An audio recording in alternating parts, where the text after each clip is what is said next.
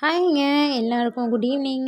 So evening பார்த்தீங்கன்னா, snacks என்னென்னு பார்த்தீங்கன்னா, காலிஃப்ளவர் சில்லி, அதுக்கப்புறமா அந்த ஹோல்சேல் கடையிலேருந்து கொஞ்சமாக சிப்ஸு குச்சிக்கிழங்கு போட்டு போடுவாங்கல்லங்க, அந்த சிப்ஸ் வாங்கிட்டு வந்திருந்தேன்.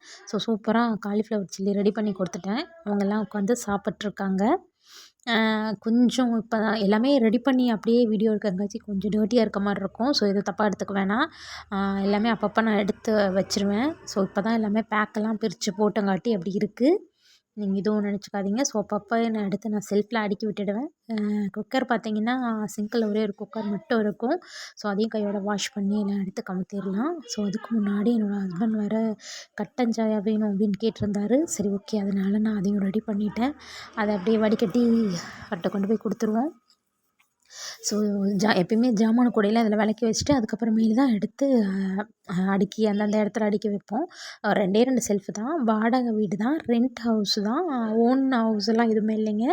நார்மலாக ரெண்ட் ஹவுஸ் தான். ஸோ சூப்பராக இருக்குது. நான் வந்து எப்பயாவது டீ குடிக்கணும் அப்படின்னு நினச்சா குடிப்பேன். இல்லைன்னா நான் குடிக்க மாட்டேன். ஸோ என்னோடய ஹஸ்பண்ட் எப்பயுமே 3 டீ 4 டீ கண்டிப்பாக குடிச்சிருவாரு. ஸோ அவ்வளோதான். லைட்டாக டீ ஃபில் பண்ணி எடுத்துகிட்டு போய் கொடுத்துர்லாம் அப்படின்னு சொல்லிட்டு சூப்பராக எடுத்தாச்சு. இதில் வந்து பார்த்திங்கன்னா, ஏலக்காய், அதுக்கப்புறம் இஞ்சி, அதுக்கப்புறம் சுக்கு இருக்குல்ல, அது எல்லாமே தட்டி போட்டு பொடி பண்ணி நான் வச்சுருக்கிற தூளை வந்து ஆட் பண்ணிடுவேன். ஸோ அவ்வளோதான். காலிஃப்ளவர் சில்லி சூப்பராக ரெடி பண்ணி எடுத்தாச்சு. அப்படியே மார்க்கெட்டும் போயிட்டு வந்துட்டேன் இன்றைக்கி. மார்க்கெட் போயிட்டு அதுக்கப்புறமேலு போஸ்ட் ஆஃபீஸில் வந்து ஆர்டி போட்டிருந்தேன். ஸோ அதையும் நம்ம கட்டி எல்லாம் எடுத்து வச்சுட்டு ஒர்க் பண்ணலாம் அப்படின்னு சொல்லிட்டு நான் எடுத்து புக்கெல்லாம் வச்சுட்டு ட்ரெஸ் எல்லாம் அங்கங்கே மடித்ததெல்லாம் இருந்தது. அதையும் அப்படியே எடுத்து அரேஞ்ச் பண்ணி வச்சிடலாம் அப்படின்னு சொல்லிட்டு ரெடி பண்ணிட்டேங்க. அதுக்கப்புறமேல் பார்த்தீங்கன்னா, நைட்டு வந்து எங்கள் ஹஸ்பண்ட் வந்து டின்னர் ரெடி பண்ண ஆரம்பிச்சிட்டார். என்னென்னு பார்த்தீங்கன்னா, ரோஸ்ட்டு தான். ஆனியன் ரோஸ்ட்டு நானே போடுறேன் அப்படின்ட்டாரு. நான் வந்து காலிஃப்ளவர் வச்சு குழம்பு ரெடி பண்ணி வச்சுட்டேன். குருமா ரெடி பண்ணிட்டேன்.